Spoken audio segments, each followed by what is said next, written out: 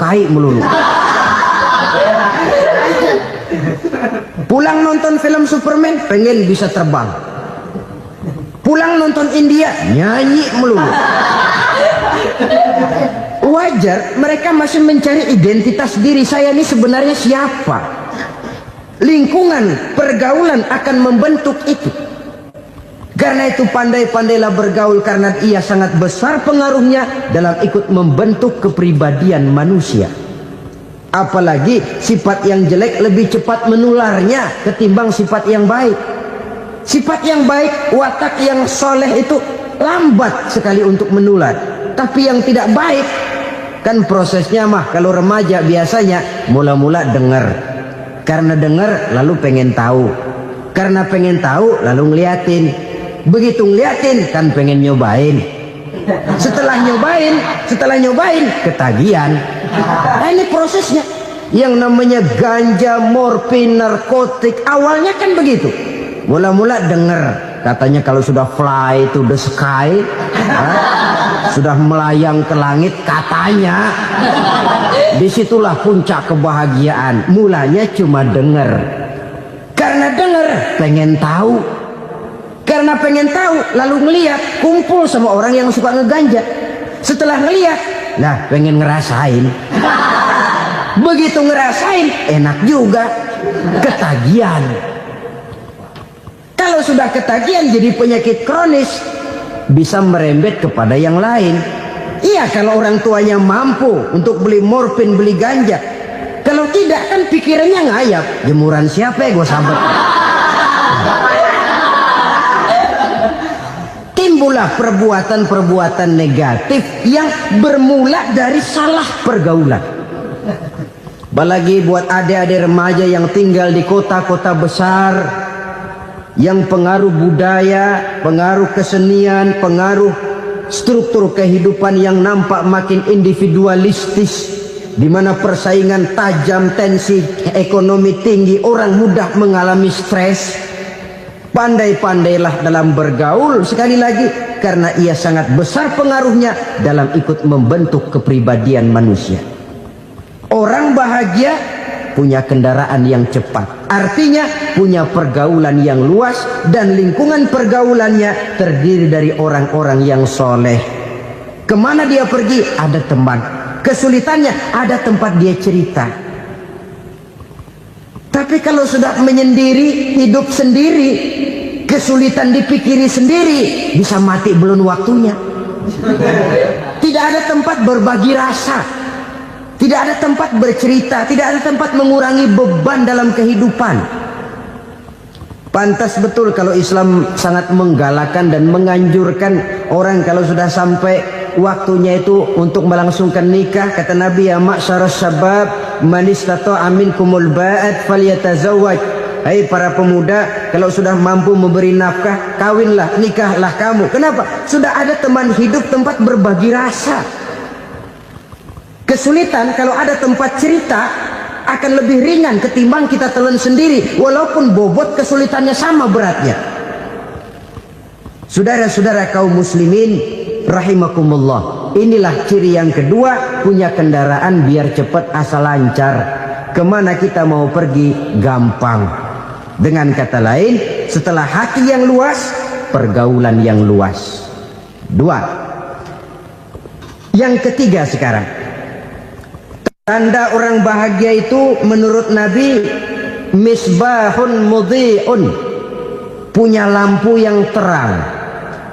Oh, itu enggak problem. Sekarang sudah zamannya listrik masuk desa, Pak. Lampu sudah terang semua. Betul, kalau itu yang dimaksud. Tapi tidak cuma itu. Karena lampu yang dimaksud di sini, lampu yang akan menerangi seluruh perjalanan hidup. Dan perjalanan hidup itu sudah dimulai sejak kita terlahir ke alam ini, sampai masuk ke alam barzah, kumpul di padang mahsyar, sampai ke akhirat. Lampu yang menerangi itu yang diperlukan. Kalau lampu, katakanlah yang paling top sekarang kan lampu jenis Mercury. Taruhlah itu di rumah kita, dia cuma menerangi rumah kita, menerangi hati pun tidak sanggup. Bila kita masuk ke alam barzah, alam kubur, sanggupkah si Merkuri yang begitu terang menerangi alam barzah kita? Tidak sanggup lagi. Sanggupkah lampu yang ratusan watt, bahkan puluhan ribu watt menerangi kehidupan di padang mahsyar? Tidak akan sanggup lagi. Kalau demikian, yang dimaksud lampu yang terang di sini apa? Tidak lain amal soleh, kebajikan yang kita lakukan dalam hidup. Itu yang akan jadi lampu penerang. Di dunia nama kita akan terang. Jasad kita boleh hancur terkubur tanah, tapi nama kita akan dikenang orang. Begitulah kalau orang meninggalkan kebajikan dalam hidup seperti sekarang. Ribuan orang tiap saat berziarah ke kubur Imam Syafi'i, ke kubur Imam Malik, ke kubur Imam Ghazali, ke kubur orang yang baik-baik, orang yang soleh-soleh. Kebajikannya yang ditinggalkan, yang mengukir namanya dengan tinta emas, sehingga saudara sudah terbaring di alam kubur. Orang lewat, Allah, ini kuburannya Fulan bin Fulan, dulu ini kebaikannya Masya Allah, saya ikut merasakan. Mari kita mampir sebentar, kita Fatihah, mohon disampaikan Allah pahalanya kepada almarhum. Al-Fatihah. Itu kalau orang baik-baik. Lalu saudara tanya, Pak, orang mati dikirimin Fatihah apa nyampe pahalanya? Saya jawab, kalau saudara nggak percaya, mati dulu dah. Nanti saya Fatihain, tungguin di sana. Umpama nggak sampai, balik lagi kemari. Sekarang ini kan maunya otak-otakan saja. Kalau nggak masuk otak, nggak percaya. Padahal alam gaib itu nggak bisa diotak-otakin. Sama saja dengan saudara pernah dengar cerita kapal tanpa emas tenggelam kan? Pernah nggak? Di mana? Di laut Masalembo. Begitu ketampo emas tenggelam, ratusan penumpang itu terjun ke laut, dipermainkan gelombang, berjuang menghadapi maut itu. Orang lagi timbul tenggelam di lautan, dihantam ombak, kita tengokin pakai helikopter. Pak, lagi timbul tenggelam ya? Iya, tolongin. Jangan khawatir Pak, nih saya kirim intan Pak, harganya 10 juta. Kira-kira orang yang timbul tenggelam di laut seneng nggak? Kan mahal toh intan 10 juta. Kenapa dia nggak senang? Karena intan 10 juta dalam kondisi seperti itu tidak sanggup menyelamatkan dia. Dia akan girang kalau dikirimin ban mobil bekas, dikirimin papan terentang atau bambu. Intan yang 10 juta dia nggak girang. Ban mobil bekas yang 1000 perak, tuh pegang, itu yang dia girang betul. Inilah sebabnya Nabi berkata, mal mayyitu fi qabrihi illa kal ghariqil mutaghawwis. Orang yang meninggal di alam kuburnya seperti orang timbul tenggelam di lautan. Yantaziru da'watan min ahli, menunggu doa dari keluarganya yang masih hidup. Duh, bapak saya sudah meninggal, saya sayang benar sama dia. Kirimin kulkas ke kuburannya Itu sama saja dengan tadi orang tenggelam di lautan dikirimi intan yang harganya 10 juta, tidak sampai. Begitulah kalau kebajikan yang kita tinggalkan dalam hidup, sudah mati pun kubur kita masih diziarahi orang. Tapi kalau jahat yang kita tinggalkan, boro-boro lah orang mau doa lewat dekat kuburan kita juga serem. Tuh bajingan no, dulu mati dipendem di situ tuh. Jangan lewat situ, ntar kesurupan, jangan. Lewat saja orang ngeri. Konon lagi membacakan Fatihah dan mengirimkan doa. Hidup pada hakikatnya adalah kesempatan untuk berbuat baik. Maka sekali kesempatan itu diberikan, manfaatkan dengan sebaiknya. Sebab kesempatan kedua tidak akan pernah ada. Kesempatan berbuat baik di sini, di akhirat sudah pembalasan namanya. Sekali kesempatan itu dicabut, dia tidak akan pernah dikembalikan lagi. Kata Iqbal, hidup tidak mundur ke belakang, Bung. Berhenti diinjak orang, mundur hancur. Tidak ada kata mundur dalam hidup ini. Berhenti diinjak orang, mundur kecebur. Tidak ada kata lain. Harus maju dalam kehidupan, dalam artian yang positif.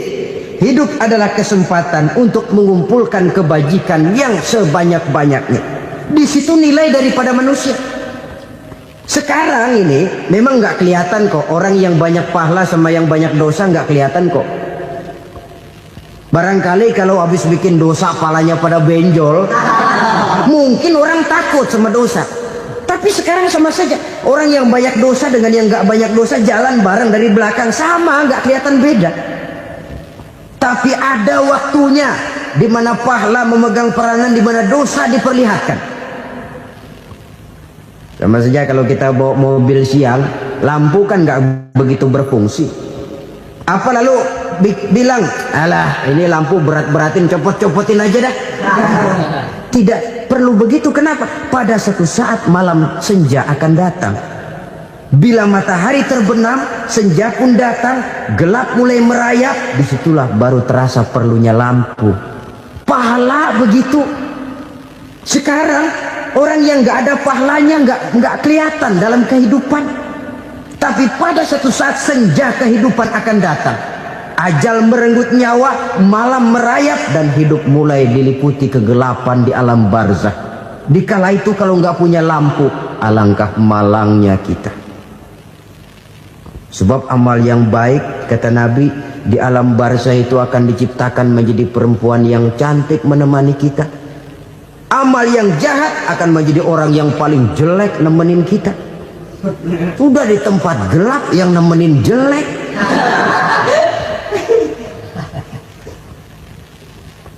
Kaum muslimin rahimakumullah. Kalau demikian masalahnya, tergantunglah kita pandai memanfaatkan waktu. Al-waktu kasayf. Waktu itu cepat sekali. Yang namanya waktu itu tahu-tahu. Tahu-tahu.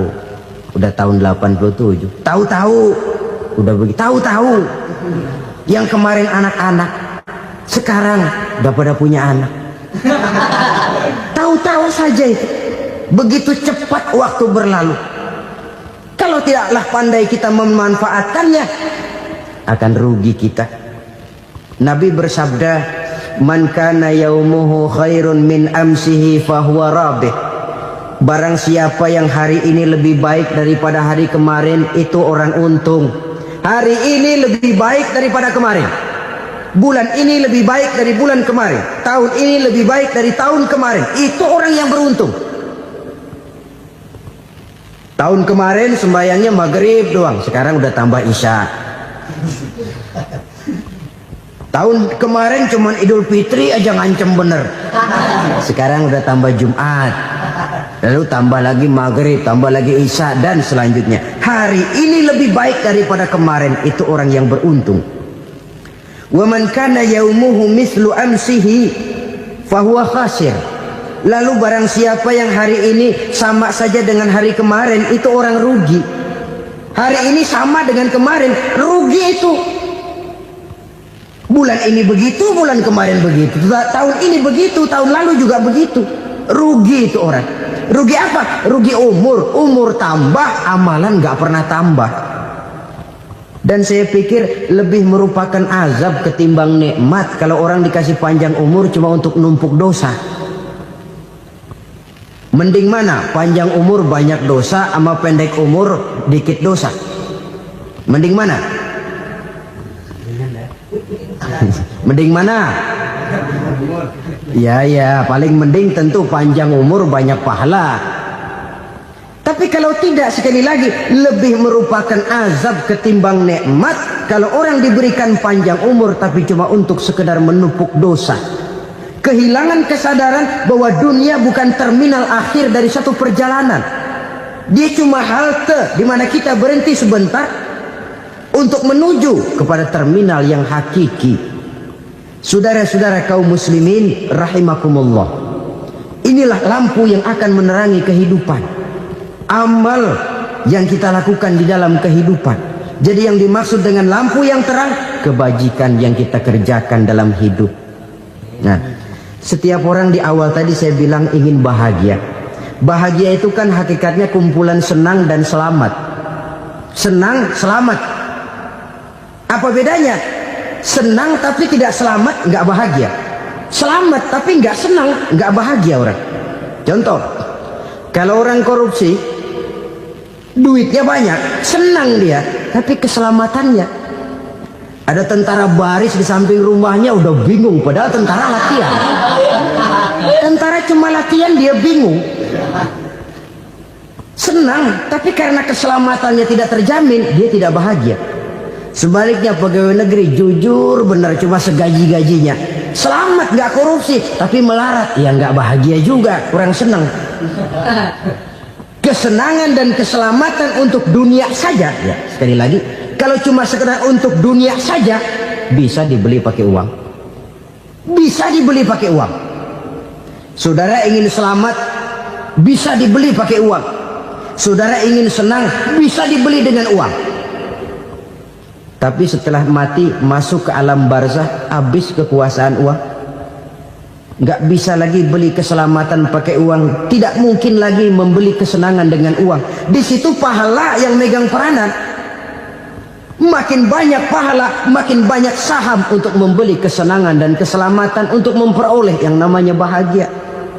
Dan jangan lupa loh, di alam barzah kita nggak sebentar, menunggu datangnya kiamat. Loh iya, kalau kita begitu dikuburin terus kiamat datang, untung. Tapi kalau masih harus 1000, 2000, puluhan ribu tahun yang akan datang, dalam satu penantian yang begitu lama, tanpa saham untuk memperoleh kebahagiaan, satu kemalangan yang tidak ada pernah putus-putusnya. Janganlah tergelincir oleh kebahagiaan sebentar yang menipu dengan mengorbankan kebahagiaan hakiki yang berjangka panjang. Apa artinya senyum sejenak kalau harus ditebus dengan tangis seumur hidup? Biarlah kita minum jamu, pahit memang, getir memang, tapi kan besok badan sehat. Daripada sekarang minum sirup, manis memang, enak memang, tapi bibir pada jontor besok. Sirawan, batuk, nggak karu-karuan. Banyak orang tertipu oleh kesenangan yang sebentar. Padahal laisa kullu ma yalma'u zahaban. Belum tentu semua yang berkilat itu emas. Belum tentu semua yang gemerlap itu intan. Karena itu, marilah manfaatkan kesempatan yang diberikan Allah ini untuk mengumpulkan kebajikan yang sebanyak-banyaknya. Yang terakhir sekarang, yang keempat, tanda orang bahagia kata Nabi. Zaujatun salihah. Orang bahagia itu tanda yang keempat kata Nabi, punya istri biar cakep asal taat. Sudah surga itu, cakep taat. Istri kayak gitu, kalau belum mati jangan dikuburin dulu. Sudah cakep taat lagi. Tapi kadang-kadang enggak, udah jelek ngadat melulu. Apa yang mau dipilih? Sebab itu Quran mengatakan istri pakaian untuk suami, suami pakaian untuk istri. Kenapa suami istri diibaratkan pakaian? Alangkah tingginya gaya bahasa Quran ini. Suami istri teman hidup, hidup perjalanan panjang. Sejak kita dalam rahim sudah ada hidup kan di sini. Sampai ke alam dunia, masuk ke alam barzah, kumpul di padang mahsyar, sampai menuju akhirat, itu perjalanan hidup. Carilah istri atau suami teman hidup yang membawa manfaat tidak hanya kehidupan di dunia ini, sampai di alam barzah, sampai di padang mahsyar. Suaminya mungkin meninggal lebih dulu, atau istrinya mungkin meninggal lebih dulu, tapi suami atau istri yang masih hidup berbuat kebajikan. Suami saya meninggal, ada hartanya, saya sedekahkan, niat pahala untuk almarhum suami saya. Ini teman hidup, tidak dibatasi dan tidak bisa dipisahkan oleh maut sekalipun. Zohirnya mungkin pisah, badannya mungkin pisah, tapi hatinya, jiwanya, kebersamaannya dalam menghadapi kehidupan. Karena itu, saudara-saudara, bahasa Quran indah. Suami istri diibaratkan seperti pakaian. Apa fungsi pakaian? Pertama, pakaian jadi kebanggaan. Artinya suami harus menjadi kebanggaan istri, istri harus jadi kebanggaan suami. Yang kedua, pakaian itu kan fungsinya menutup aurat. Artinya sesama suami istri harus saling menjaga kekurangan masing-masing. Jangan malah sesama suami istri saling membongkar rahasia dan aibnya sendiri-sendiri. Istrinya diceritain jeleknya di mana-mana, atau suaminya dibongkar rahasianya di pasar umum. Itu sudah tidak lagi berfungsi sebagai pakaian. Kenapa semua ini diperlukan? Karena kita menyadari bangsa yang baik terdiri dari masyarakat yang baik. Masyarakat yang baik merupakan susunan dari warga yang baik. Warga yang baik adalah terdiri dari rumah tangga yang baik. Dan rumah tangga yang baik merupakan susunan dari pribadi yang baik. Dari situ langkah dimulai. Membangun satu bangsa yang baik diawali dengan membangun rumah tangga yang baik, dengan menciptakan pribadi-pribadi yang baik. Sehingga dari sini diharapkan berkembanglah nilai-nilai kebaikan. Orang akan bahagia mempunyai istri yang soleh. Kenapa? Tidak ada seorang suami bisa sukses jadi apapun dia, apapun profesinya, dokterkah, kiaikah, mubalikah, petanikah, pengusahakah, pejabat tinggikah, tidak ada seorang suami yang bisa sukses tanpa peran serta istrinya. Walaupun memang peranan itu tidak begitu kelihatan, tapi sangat menentukan. Karena itu, saudara hadirin yang saya hormati, Islam sangat menghargai kaum wanita, memberikan kedudukan yang tinggi sepanjang tidak mematikan kodrat kewanitaannya. Nah, kalau sudah kesuksesan ini diawali dari rumah tangga, karier di masyarakat mudah untuk dikejar. Tapi keberantakan di rumah tangga merupakan kegagalan pertama di tempat lain. Bapak-bapak, ibu-ibu, saudara-saudara kaum muslimin rahimakumullah. Murai di dahan dan koko ayam di kandang, dunia ini penuh dengan berbagai macam kesibukan. Sejak dari petani yang turun ke ladang, pedagang yang berangkat ke pasar, pelajar yang menuju sekolah, sampai kepada pegawai yang berangkat ke kantor, seluruhnya tidak lain untuk mencari sesuatu yang bernama bahagia. Setiap orang menginginkan kebahagiaan, dan tidak seorang pun menginginkan kesengsaraan dalam kehidupan ini. Namun nyatanya tidak setiap orang yang ingin bahagia mengetahui jalan yang harus ditempuhnya untuk sampai kepada kebahagiaan itu. Maka pada kesempatan pertemuan kali ini, saya ingin menyampaikan sebuah hadis dari junjungan kita baginda Nabi besar Muhammad sallallahu alaihi wasallam yang termuat dalam kitab Mukhtarul Ahadits An-Nabawiyah, di mana beliau bersabda, arba'un min sa'adatil mar'i. Ada 4 perkara yang merupakan tanda dari orang bahagia. Saya mau tanya, di antara saudara-saudara yang hadir di sini, apa ada yang kepengen jadi orang sengsara? Seluruhnya tentu ingin mendapatkan kebahagiaan. Maka menurut resep dari Nabi kita, tanda orang bahagia itu 4. Jadi kalau saudara ingin bahagia, harus mempunyai 4 perkara ini. Yang pertama, orang bahagia itu kata Nabi, darun wasi'un. Punya rumah biar bagus asal gede. Enak ngaturnya.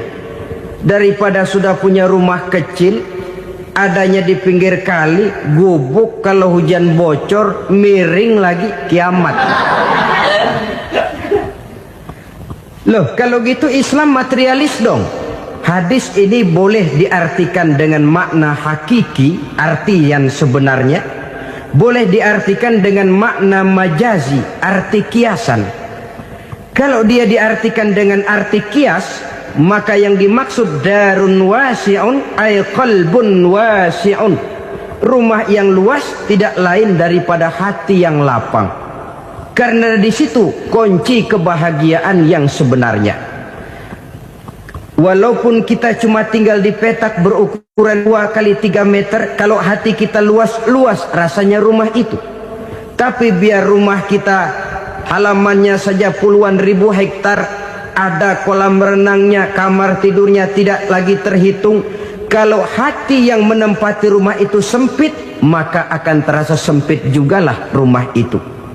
Tempat bergantungnya tidak lain adalah hati. Marilah kita mencoba melihat berbagai pandangan orang tentang bahagia ini. Ada orang menyangka bahwa bahagia itu kalau dia mendapatkan harta yang sebanyak-banyaknya. Siapa yang banyak harta, dialah raja. Apa yang dia mau, seluruhnya bisa dibeli. Keamanannya, dia bisa menyewa petugas. Seluruh fasilitas untuk menyenangkan kehidupannya bisa dibeli. Pendeknya, hartalah segala-galanya dalam kehidupan.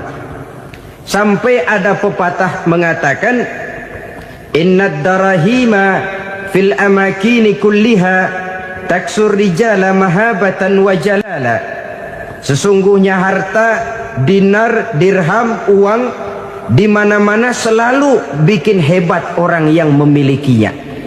Coba lihat, orang yang punya duit sama yang enggak punya duit, jangan gaya hidupnya, gaya jalannya aja lain. Wahia lisanun liman arada fasahatan, wahia silahun liman arada qitala. Uang adalah senjata yang paling ampuh bagi orang yang mau pergi perang, dan lidah yang paling fasih bagi orang yang mau bicara. Kalau bicara dengan lidah macet, cobalah bicara dengan harta, lancar. Sampai ada pepatah demikian, segalanya bisa diatur dengan harta. Maka di kalangan orang yang berpandangan semacam itu, seluruh kegiatan hidupnya hanya terfokus kepada bagaimana mengumpulkan harta yang sebanyak-banyaknya. Tidak peduli halal haram, tidak kenal sore pagi siang dan malam, tidak sempat sujud, jauh dari agama, jauh dari kehidupan yang bersifat ruhaniyah, jauh dari Allah dan sebagainya. Sampai dalam Al-Quran dikelompokkan dalam kelompok yang dinamakan lumazah. Allazi jama'a malahu wa addadah yahsabu anna malahu akhladah. Mereka mengumpul-ngumpulkan harta sebanyak-banyaknya dan menyangka bahwa harta yang banyak itu dapat mengekalkan hidupnya, mengekalkan kekayaannya, mengekalkan kebahagiaannya. Saudara hadirin yang berbahagia, kalau pandangan hidup ini benar, artinya kalau harta memang merupakan satu-satunya hal yang dapat membuat orang bahagia, tentu di rumah mewah tidak akan pernah ada tangis derita. Tentu di satu tempat di mana fasilitas hidup serba menunjang tidak ada yang namanya penderitaan. Tapi suka dan duka, sedih dan gembira, senyum dan tawa adalah milik setiap orang, baik dia punya harta maupun dia tidak punya harta.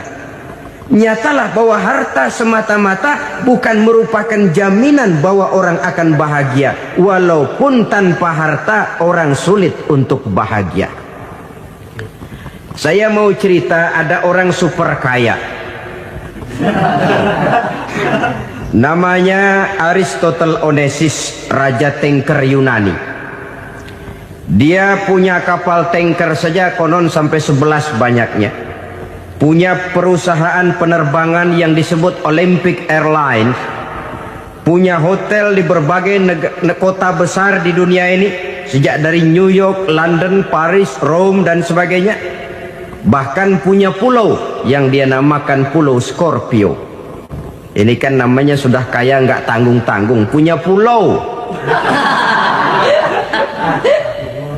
Nah, dia punya 2 orang anak, yang satu laki-laki namanya Alexander, yang satu perempuan namanya Maria Onesimus.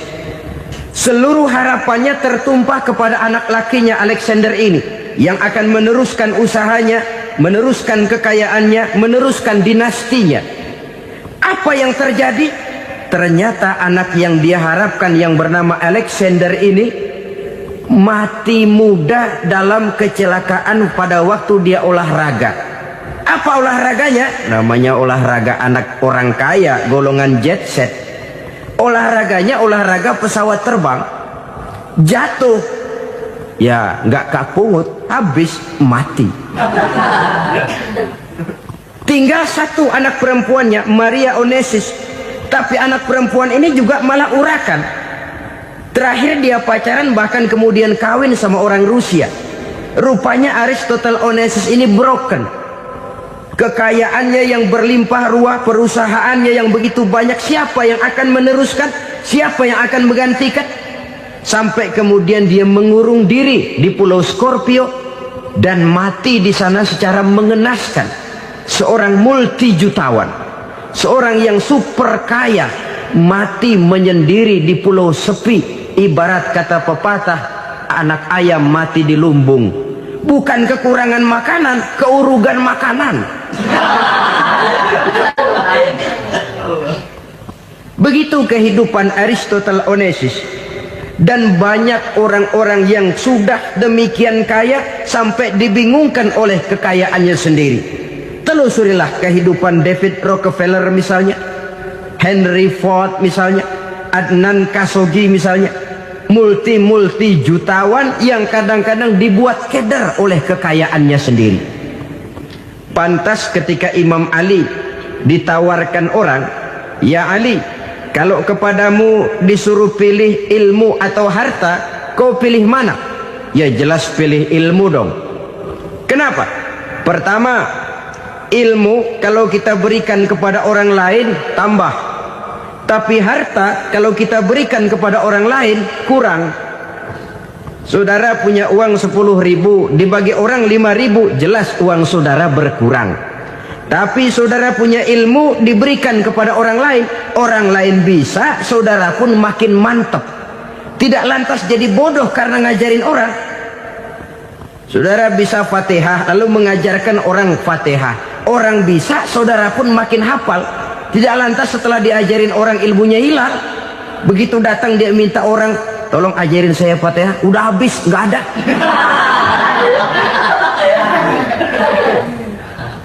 Yang kedua kata Imam Ali, ilmu menjaga kita. Kalau harta kita yang harus jaga. Makin banyak ilmu makin terpelihara diri seharusnya. Tetapi makin banyak harta makin bingung kita jaganya. Sampai kadang-kadang kalau perlu seluruh keliling rumah dipasangi alarm. Belum cukup disewakan anjing besar-besar, pasang di depan pintu, awas anjing galak. Masih belum cukup juga, cari centeng tukang-tukang kepruk jaga rumah. Masih terasa belum aman, padahal rumahnya dikelilingi tembok besar. Di balik tembok ada pintu-pintunya tebal. Di balik pintu itu terbuka masuk kamar, kamar pun ada pintunya, pintunya pun kuat. Masuk ke dalam kamar ada lemari, lemarinya pun pintunya kuat, dikunci, kuncinya pun kuat. Tapi tahap seluruhnya yang timbul cuma sekedar was-was saja. Kesimpulannya sekali lagi, tanpa harta orang memang sulit untuk bahagia. Tapi harta semata-mata tidak merupakan jaminan orang akan bahagia. Dengan hati yang luas, itu modal utama untuk mencapai kebahagiaan hidup.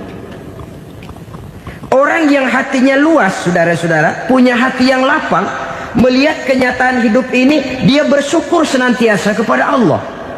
Lantas tidak timbul hasud dan iri hatinya.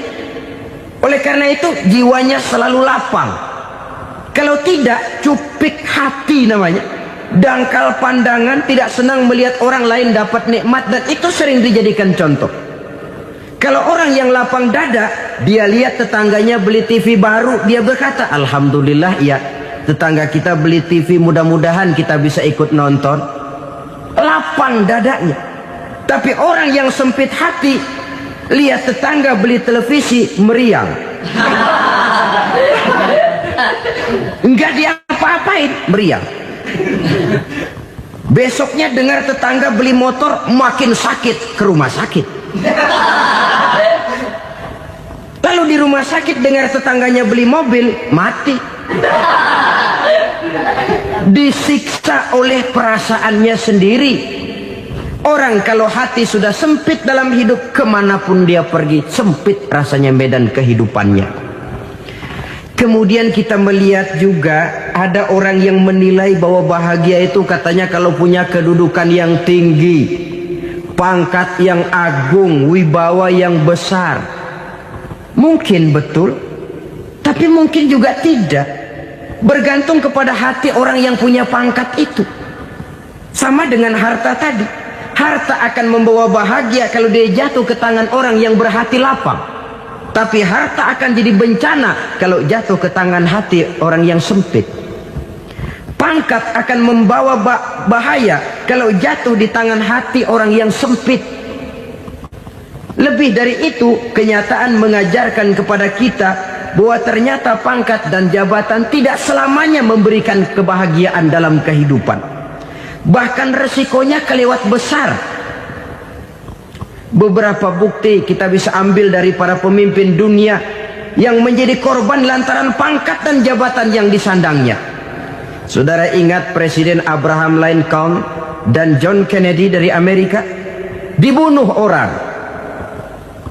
Park Chung-hee dari Korea Selatan, Ziaur Rahman dari Bangladesh, Anwar Sadat dari Mesir, terakhir Indira Gandhi dari India, menjadi korban dari pangkat dan jabatan yang disandangnya dari orang-orang yang tidak senang dia memegang jabatan itu. Dia akan mudah mengundang bencana. Sehingga pantas kalau seorang presiden terkemuka Amerika, Harry Truman namanya, dia mengatakan jabatan presiden itu, kata dia, seperti orang nunggang macan, naik macan. Harus kita taiki, kalau enggak dia bakal nerekam kita. Ngeri katanya. Adapun orang yang hatinya lapang, kalau dia menerima pangkat dan jabatan, dianggapnya itu satu kesempatan untuk berbuat baik. Tapi orang yang berhati sempit, menerima pangkat dan jabatan, bukan kadang-kadang menerima, malah berusaha setengah mati mencapai dengan segala cara. Kalau perlu jilat atas, jilat atas. Jadi golongan sumuhun dawu. Jadi kelompok kulon nuwun. Yes sir. Yang kerjanya cuma oke bos. Kalau perlu jilat atas, jilat atas. Kalau perlu injak yang bawah, injak yang bawah.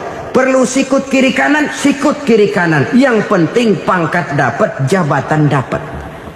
Orang yang semacam ini, kalau sudah mempunyai pangkat dan jabatan, biasanya dia tidak menganggap itu sebagai amanah, tidak menganggap sebagai kesempatan berbuat baik, tapi malah kesempatan untuk memperturutkan hawa nafsunya yang dilatar belakangi oleh kesempitan hatinya tadi. Apalagi kalau orang memperoleh pangkat karena banyak mengeluarkan uang.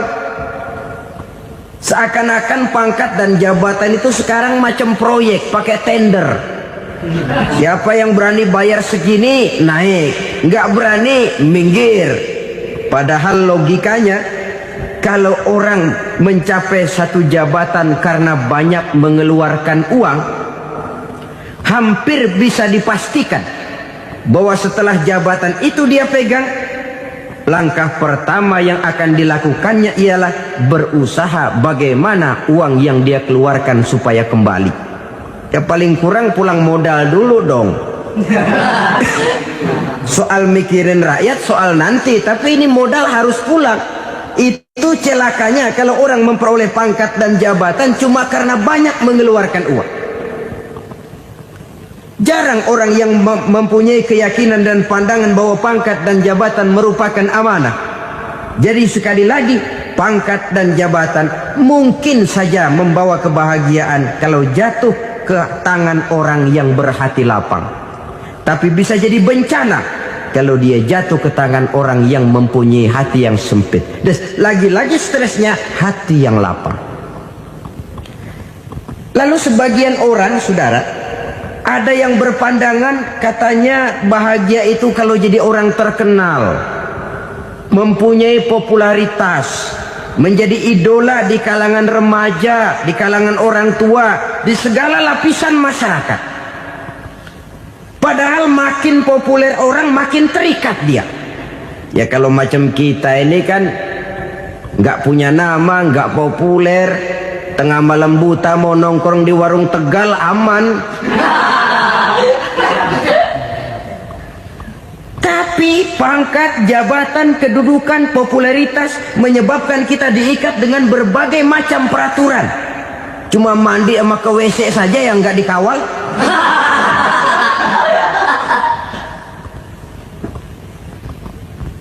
Benarkah popularitas, ketenaran membawa kebahagiaan? Mungkin, ya, tapi mungkin juga tidak. Kenapa? Banyak orang-orang populer yang mengakhiri hidupnya secara tragis. Kita ambil beberapa nama. Di Amerika tahun 60-an ada bintang seksi paling terkenal yang dijuluki seks bom. Bom seks. Sampai sekarang jadi legenda, namanya Marilyn Monroe.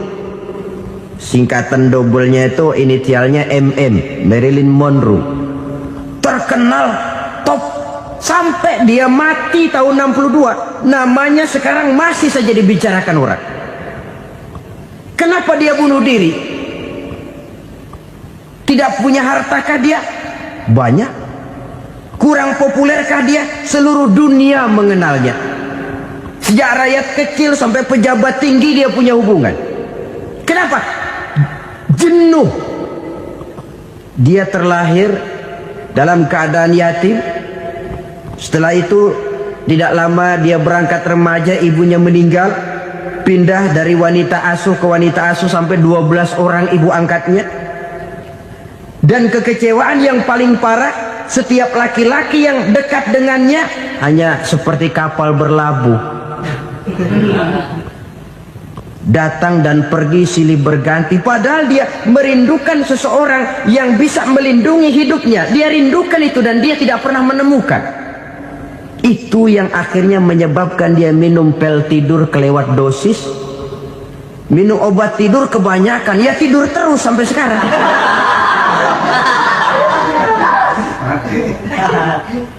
Dia mengakui,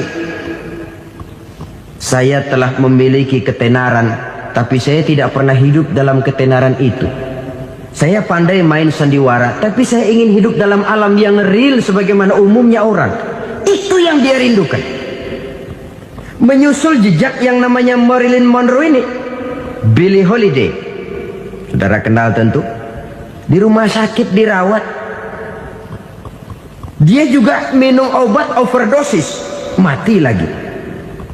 Jimi Hendrix minum obat tidur overdosis kelewat batas, mati lagi.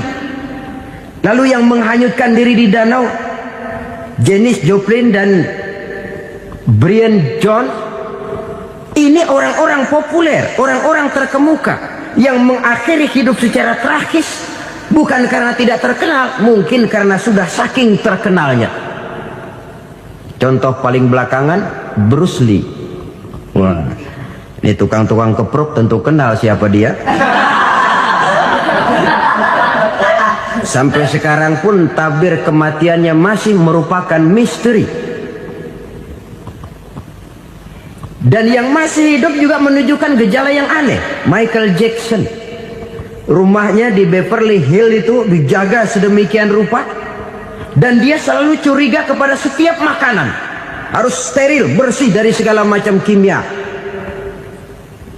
Kemana dia pergi, itu tukang-tukang keprok sudah selalu menjaga dan mengawal, dan dia seakan takut menunjukkan mukanya yang asli. Hingga kalau tampil ke tengah di luar show, dia kadang memakai pakaian yang tidak menunjukkan dia yang sebenarnya, takut dikenali orang. Ternyata popularitas sering jadi momok yang meracuni kehidupan manusia. Oleh karena itu, benarlah junjungan kita pada saat beliau mengajarkan orang akan bahagia kalau dia mempunyai hati yang lapang. Nah, sekarang masalahnya untuk mendapatkan hati yang lapang, caranya bagaimana?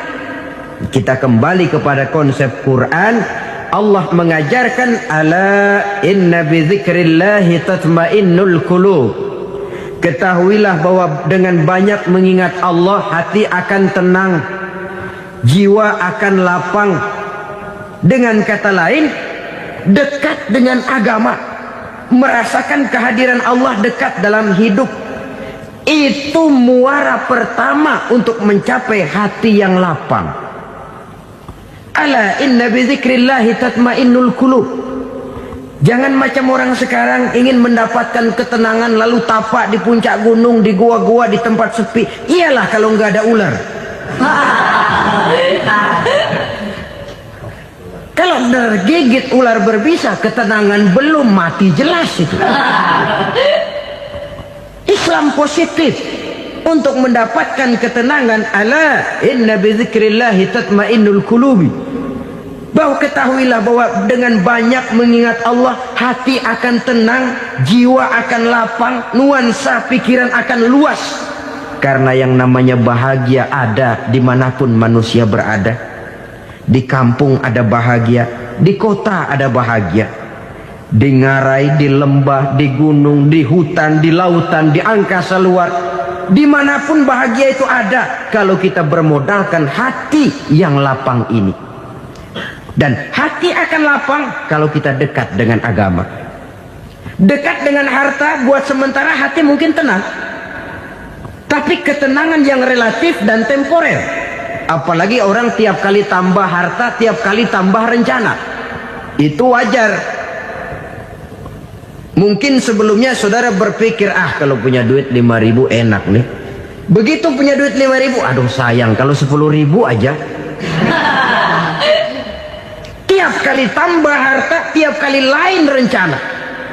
Makin banyak rencana, makin menjauhkan kita dari yang namanya ketenangan. Padahal ketenangan merupakan unsur utama untuk mencapai bahagia. Dan ketenangan itu bermuara dalam hati manusia. Tengoklah kehidupan ini. Orang yang banyak harta dengan orang miskin, berbedakah rasa sakit yang mereka tanggungkan?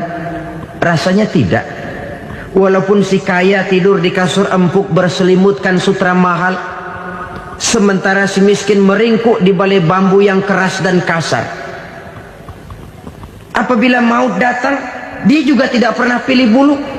Maut datang menjemput si kaya di singgasana keemasannya, dikelilingi oleh para pengasuh, dayang dan inang serta para pengawal. Dan maupun datang menjemput si miskin papa sehingga ia tergelepar di tepian jalan. Kedua-duanya bernama mati. Kalau nyata bahwa sakit yang ditanggung si kaya tidak beda dengan sakit yang ditanggung si miskin, bukan harta semata yang membuat orang bahagia. Hati yang tenang, jiwa yang lapang penuh kedamaian karena banyak berzikir dan mengingat Allah, itu merupakan modal utama untuk mencapai sesuatu yang bernama bahagia.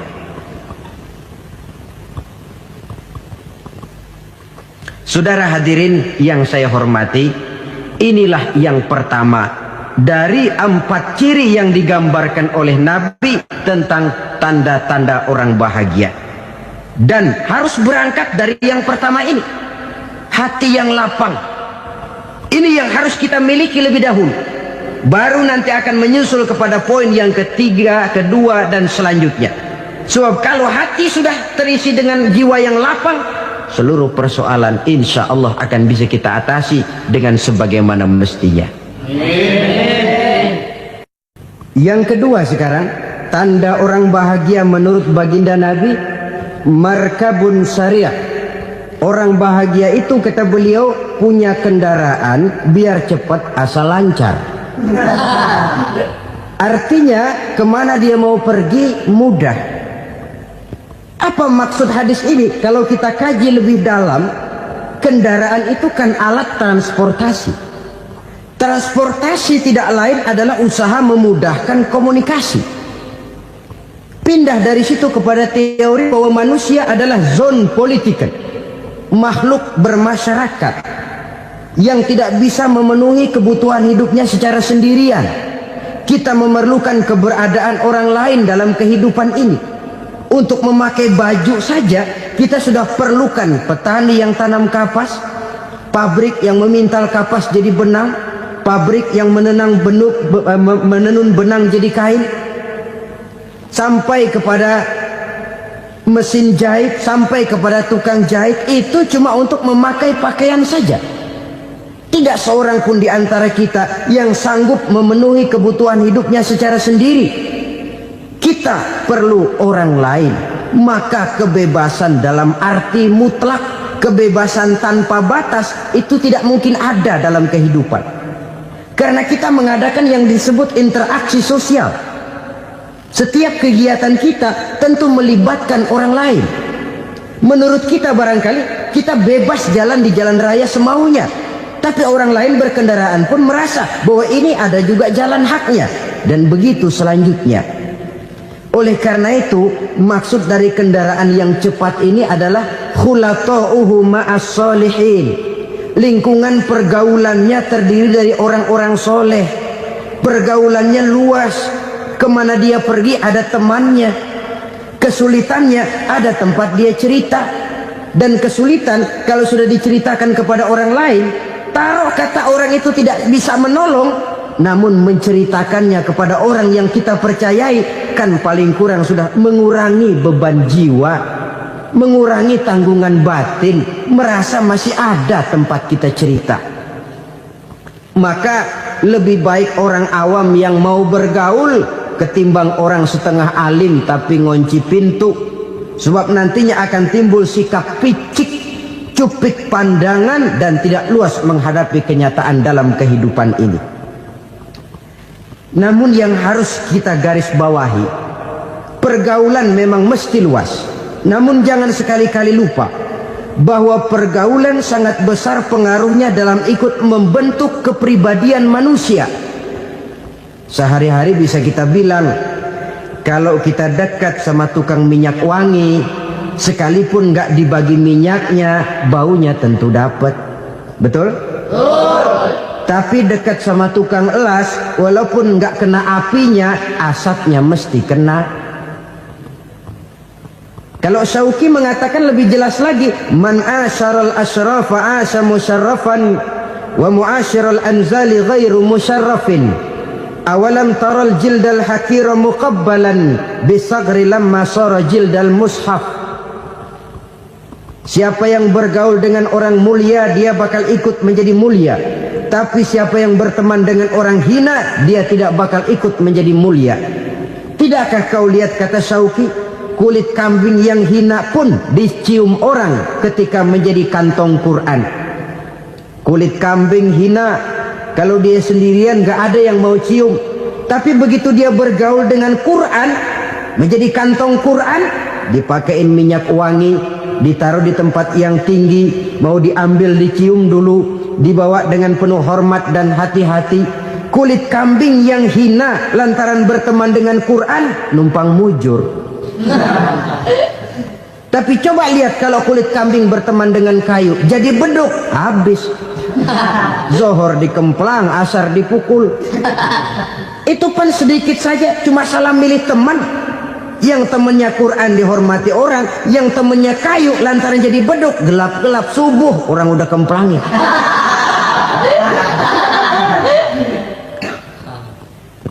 Maka terutama kepada adik-adik remaja yang masih mencari identitas diri, yang ibarat kaset masih kaset kosong, mudah diisi oleh apapun, pandai-pandailah memilih teman dalam bergaul.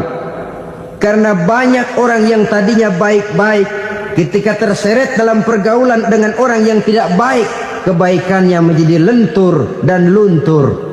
Tapi berapa banyak bajingan-bajingan tengik, orang-orang yang berlumur noda dan dosa, tiap hari melakukan maksiat, namun bergaul dengan orang yang baik-baik, pada akhirnya sedikit demi sedikit beringsut dan berangsur dia terbiasa mengikuti kebaikan-kebaikan.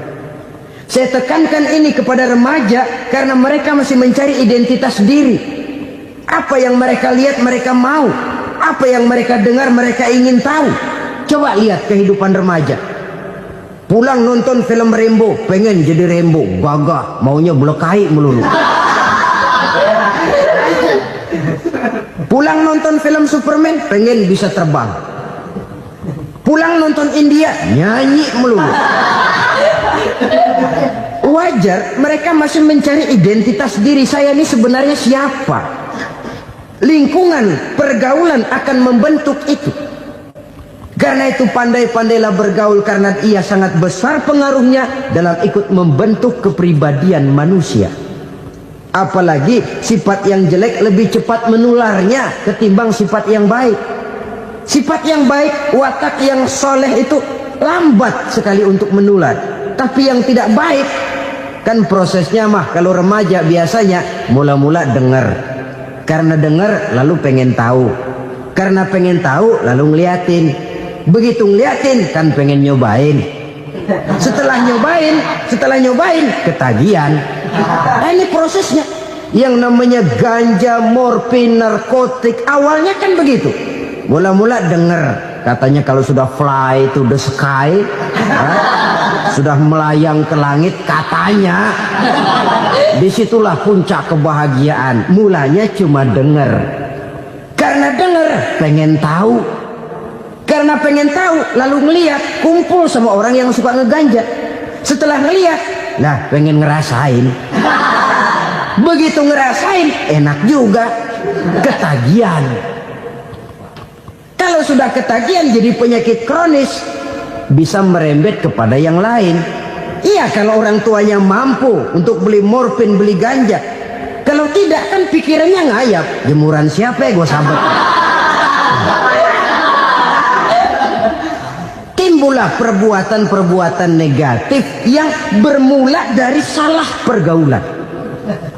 Apalagi buat adik-adik remaja yang tinggal di kota-kota besar, yang pengaruh budaya, pengaruh kesenian, pengaruh struktur kehidupan yang nampak makin individualistis, di mana persaingan tajam, tensi ekonomi tinggi, orang mudah mengalami stres. Pandai-pandailah dalam bergaul, sekali lagi, karena ia sangat besar pengaruhnya dalam ikut membentuk kepribadian manusia. Orang bahagia punya kendaraan yang cepat, artinya punya pergaulan yang luas, dan lingkungan pergaulannya terdiri dari orang-orang yang soleh. Kemana dia pergi ada teman, kesulitannya ada tempat dia cerita. Tapi kalau sudah menyendiri, hidup sendiri, kesulitan dipikiri sendiri, bisa mati belum waktunya. Tidak ada tempat berbagi rasa, tidak ada tempat bercerita, tidak ada tempat mengurangi beban dalam kehidupan. Pantas betul kalau Islam sangat menggalakkan dan menganjurkan orang kalau sudah sampai waktunya itu untuk melangsungkan nikah. Kata Nabi, ya ma'syarus syabab man istata'a minkumul ba'at falyatazawwaj. Hai para pemuda, kalau sudah mampu memberi nafkah, kawinlah, nikahlah kamu. Kenapa? Sudah ada teman hidup, tempat berbagi rasa. Kesulitan kalau ada tempat cerita akan lebih ringan ketimbang kita telan sendiri, walaupun bobot kesulitannya sama beratnya. Saudara-saudara kaum muslimin rahimakumullah, inilah ciri yang kedua, punya kendaraan biar cepat asal lancar. Kemana kita mau pergi gampang. Dengan kata lain, setelah hati yang luas, pergaulan yang luas. Dua. Yang ketiga sekarang, tanda orang bahagia itu menurut Nabi, misbahun mudhi'un, punya lampu yang terang. Oh, itu enggak problem. Sekarang sudah zamannya listrik masuk desa, Pak. Lampu sudah terang semua. Betul, kalau itu yang dimaksud. Tapi tidak cuma itu. Karena lampu yang dimaksud di sini, lampu yang akan menerangi seluruh perjalanan hidup. Dan perjalanan hidup itu sudah dimulai sejak kita terlahir ke alam ini, sampai masuk ke alam barzah, kumpul di padang mahsyar, sampai ke akhirat. Lampu yang menerangi itu yang diperlukan. Kalau lampu, katakanlah yang paling top sekarang kan lampu jenis Mercury. Taruhlah itu di rumah kita, dia cuma menerangi rumah kita, menerangi hati pun tidak sanggup. Bila kita masuk ke alam barzah, alam kubur, sanggupkah si Mercury yang begitu terang menerangi alam barzah kita? Tidak sanggup lagi. Sanggupkah lampu yang ratusan watt bahkan puluhan ribu watt menerangi kehidupan di padang mahsyar? Tidak akan sanggup lagi. Kalau demikian, yang dimaksud lampu yang terang di sini apa? Tidak lain amal soleh, kebajikan yang kita lakukan dalam hidup. Itu yang akan jadi lampu penerang. Di dunia nama kita akan terang. Jasad kita boleh hancur terkubur tanah, tapi nama kita akan dikenang orang.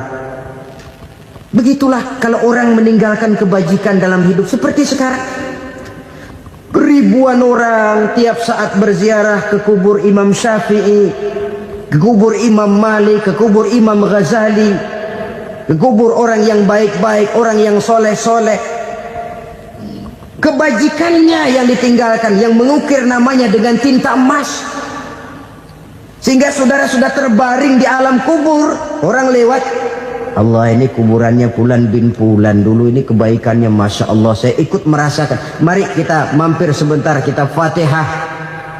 Mohon disampaikan Allah pahalanya kepada almarhum. Al-Fatihah. Itu kalau orang baik-baik.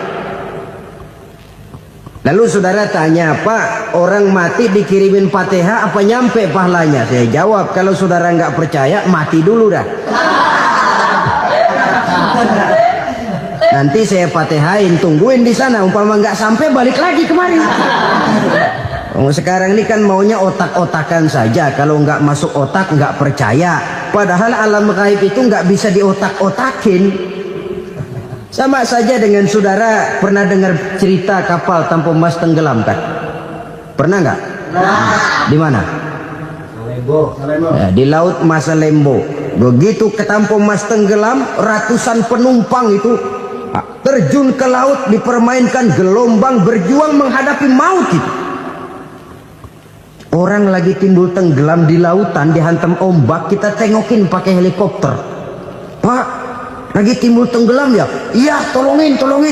Jangan khawatir Pak, nih saya kirim intan Pak, harganya 10 juta. Kira-kira orang yang timbul tenggelam di laut seneng nggak?